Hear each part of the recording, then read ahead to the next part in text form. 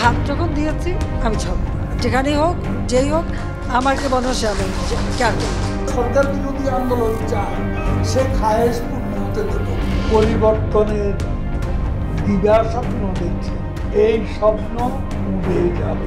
বিশ্ব ইতিহাসের নজিরবিহীন ঘটনা, একটি দেশ থেকে 15 বছরের দুর্দণ্ড প্রতাপশালী প্রধানমন্ত্রী শেখ হাসিনা পালিয়ে গেছে, শেখ হাসিনা নাই, শেখ হাসিনা চলে গেছে, শেখ হাসিনা পালায় না। মন্ত্রী পরিষদ ও সংসদের 300 এমপি একসঙ্গে পালিয়েছেন। বলছি বিশ্বের অন্যতম স্বাধীন রাষ্ট্র বাংলাদেশের কথা। 2009 সালে ক্ষমতায় এসেছিলেন বাংলাদেশের সাবেক প্রধানমন্ত্রী শেখ হাসিনা। এরপর বাকশাল প্রবর্তক পিতা শেখ মুজিবুর রহমানের পথ ধরেই ধীরে ধীরে সাজাতে থাকেন স্বৈর শাসনের মসনদ। ভারতের মদদে সাবেক আরেক স্বৈরাচার এরশাদের সহযোগিতায় প্রথমেই ভেঙে দেন নির্বাচন ব্যবস্থা। ভোট বঞ্চিত হয় মানুষ, লুণ্ঠিত হয় তাদের মৌলিক অধিকার। নিজের স্বৈর শাসনকে পাকাপোক্ত করতে দেশের জনপ্রিয় পত্রপত্রিকা, টিভি চ্যানেল বন্ধ করে পিতার মতোই আনুগত্যশীল মিডিয়ার অনুমোদন দেন শেখ হাসিনা। বাকশাল নেতা শেখ মুজিবের কন্যা স্বৈরাচার শেখ হাসিনার কালো থাবা থেকে বাদ যায়নি স্কুল, কলেজ, মসজিদ, মাদ্রাসার মতো ধর্মীয় প্রতিষ্ঠান। তাই তো দেখা গেছে স্বৈরাচারের সাথে পালিয়ে গেছেন জাতীয় মসজিদের খতিব। কিন্তু এত সব আয়োজনের পরেও ক্ষমতায় থাকতে পারেননি শেখ হাসিনা। মায়ের কোল খালি হোক এটা আমি চাই না, কারণ আমি তো বাবা মা সব হারিয়েছি, আমি তো জানি হারাবার ব্যথায় কত কষ্ট, কিন্তু সেই কষ্ট বুকে নিয়ে তো ফিরে আসছে এদেশের মানুষের জন্য। এখানে আমার তো কোনো চাওয়া পাওয়া নেই। আমার কাছে ক্ষমতা তো ভোগের বস্তু না, আমি তো আয়েশ আরাম করার জন্য ক্ষমতা আসিনি। 2024 সালের জুলাই আগস্টের গণ অভ্যুত্থানে প্রায় 1,500 মানুষ জীবন উৎসর্গ করে ভারতের বন্ধু শেখ হাসিনার হাত থেকে উদ্ধার করে লুণ্ঠিত স্বাধীনতা। এই আন্দোলনে আহত ও পঙ্গুত্ব বরণ করেছেন কয়েক হাজার মানুষ। বৈষম্য বিরোধী ছাত্র আন্দোলনের মাধ্যমে সূচনা হওয়া আন্দোলন গণ অভ্যুত্থানে পরিণত করতে এতে যুক্ত হয়েছিলেন দেশের সব শ্রেণী পেশার মানুষ।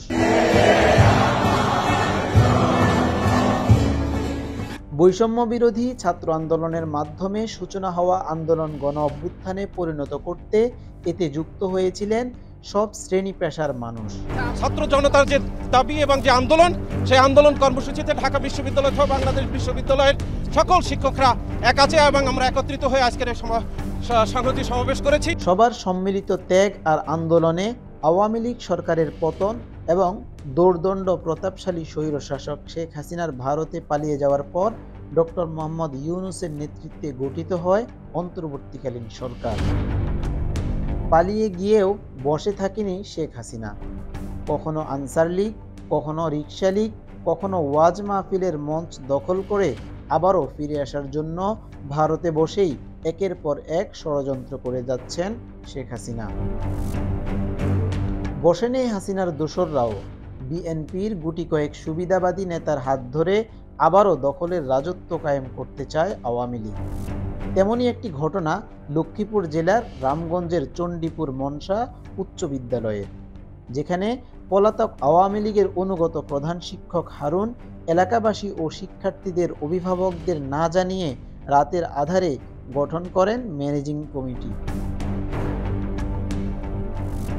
যেখানে তিনি যুক্ত করেন আরেক আওয়ামী লীগের দোসর ভোট ডাকাত গিয়াসউদ্দিন পাইনকে। এর প্রতিবাদে 15 জানুয়ারি ফুঁসে ওঠে এলাকাবাসী।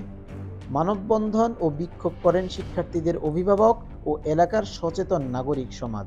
তাদের দাবি, বিদ্যালয়ের দুর্নীতি প্রতিরোধ ও শিক্ষার সুন্দর পরিবেশের জন্য আওয়ামী লীগের দোসর প্রধান শিক্ষক হারুন ও গিয়াসউদ্দিন পাইনকে বাদ দিয়ে গিয়াসউদ্দিন পাইনের কোনো স্থান নাই। এটা হলো আমাদের শেষ কথা, আমাদের দাবি মানতে হবে। শিক্ষানুরাগী ব্যক্তির হাতে বিদ্যালয়ের দায়িত্ব অর্পণ করতে হবে। 5 তারিখের পরে দেশ স্বাধীন, সকল প্রতিষ্ঠান স্বাধীন। আমরা মনে করি স্বাধীনভাবে আমাদের এই প্রতিষ্ঠানে আমাদের এই সুন্দরভাবে যাতে স্কুলটা চলে, এখানে কোনো বিগত সময় যে শিক্ষক থেকে শুরু করে সকল অনিয়ম আমরা রুখে দেব ইনশাআল্লাহ। অন্যথায় এলাকায় তীব্র আন্দোলন গড়ে তোলা হবে। এইচ এম মহিউদ্দিন, অনুসন্ধান নিউজ, ঢাকা।